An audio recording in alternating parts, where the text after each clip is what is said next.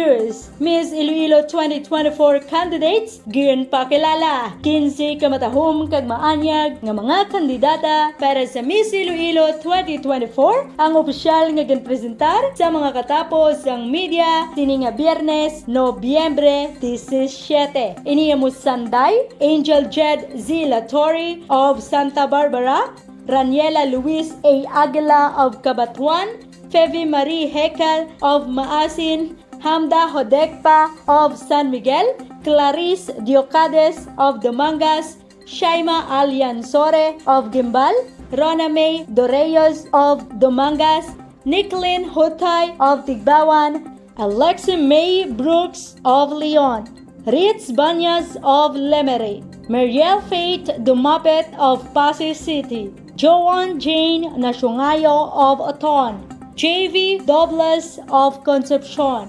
Rain Luis Puntaoy of Putotan, Pearl Angel Franco of Ahoy. Ang madaog nga kandidata ang mga mabulos kay Rainiel Shane is sa ulog sang Cabatuan, Iloilo nga ginkoronahan bilang Miss Iloilo 2023. Si Rainiel anangin top 10 finalist sa tinalikdan nga The Miss Philippines 2023 sini nga Oktobre. Hiwato ng Miss Iloilo Coronation Night sa Iloilo Convention Center sa January 13, 2024 bilang parti sang palaabuton nga dinagyang festival celebration.